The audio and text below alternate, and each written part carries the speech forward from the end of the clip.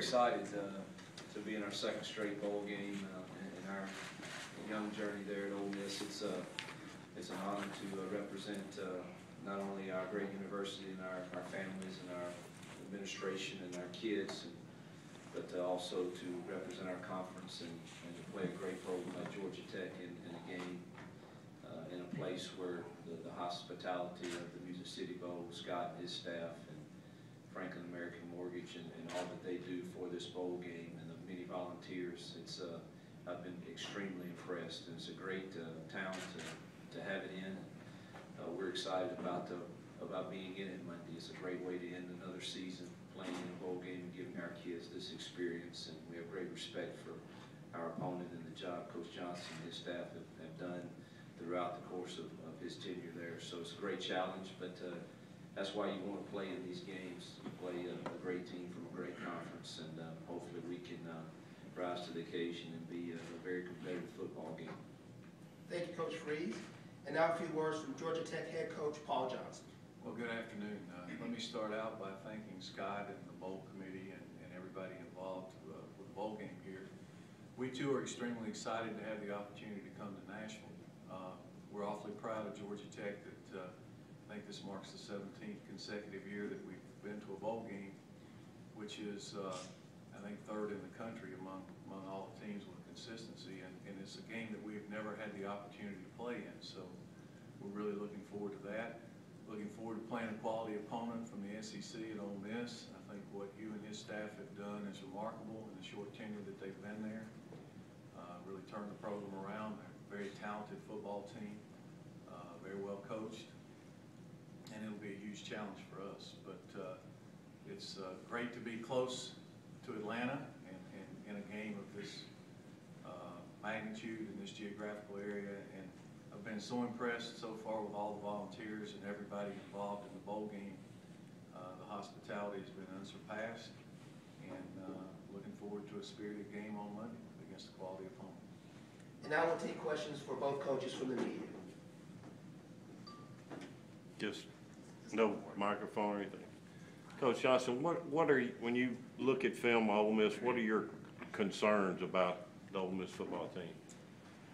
Well, I think there are a lot of concerns. I mean, certainly, if you just start offensively, they've got a lot of weapons. I think that they've got a very good receiving corps. Their quarterback has been really, really good at times. And when he's on, he's probably as good as anybody. They've got good, stable running backs, a big offensive line, and then you flip over to the defensive side, and you know, they've got some young players that just jump off the screen at you. Very athletic. They play hard. So it's you know, it's a challenge to try to put together a plan to slow them down on one side and try to attack them a little bit on the other. But they're a very good football team. Coach Johnson, how important is it to get your running game going early? Well, it's important to get our running game going. If we can't run the ball, we're going to struggle. And, you know, that's what we do. And so if we can't run, it's going to be a long day for us. Now, it's all relative into what you consider going. Certainly, if we feel like there's some things that we can take advantage of in other areas, we'll try to do that. But that's who we are. Coach Johnson, what type of advantage do you think it has been for Ole Miss preparation to have Dave Warnock on staff? You know, I don't know. I think that clearly he was in our program for a couple of years. He knows how we do things. He played against us. We played against him too. So, you know, it's tit for tat. See when the game starts, I guess. But probably more of an advantage than somebody who hadn't been around. And we've got a lot of respect for Dave. I've got a lot of respect for Dave. I think he's a good football coach.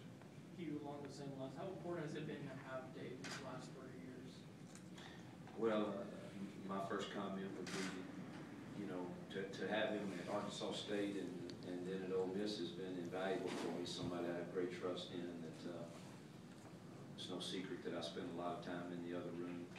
So with that in mind, you certainly need someone that you trust will put a sound plan together, and that you have great understanding of how he's going to do things and why why he's doing things, but that you have trust that it's going to be done the right way, and because you're not in there for everything on the initial ground level and preparing for a game. For me, that's who I am, and I think his experience and his demeanor fits with me.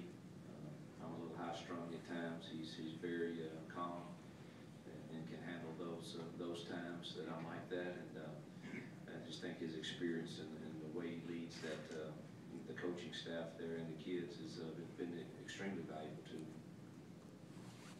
Having him for this game in particular is of value, but my first comment to somebody that said that was, well, Coach Johnson went against him too a lot, so I think I think that kind of just is a even wash. Who will get Janez's reps that plays at receiver? What will that rotation look like?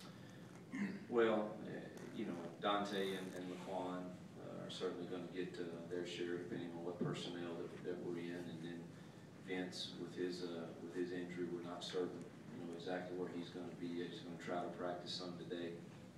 We won't be real sure, but that's who would initially get it. If not, you're looking at Quincy and Collins and Cody Core, kind of a mixture, but we're still a little unsure about exactly who's going to be able to go. What are your concerns with Georgia Tech? I asked you the same question. Well, preparing for them is a whole nother animal.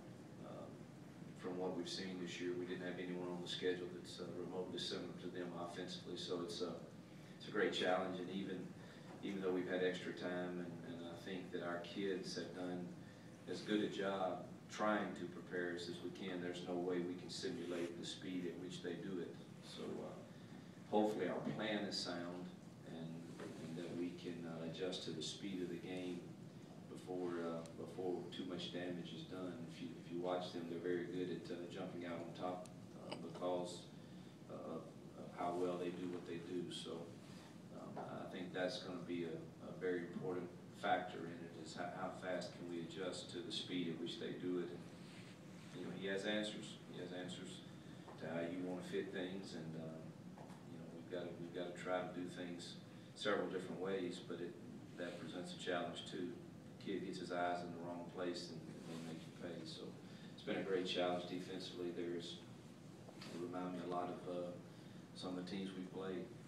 Very, very sound, make you earn every point you get, give up very few big plays, and have a tremendous pass rusher that gives you problems, and they stop the run, which those are the teams that we've struggled with this year, the teams that have been able to stop our run, and then I don't like to get into a throwing it every down mentality, so I think it'd be important to watch how we're able to run the football also.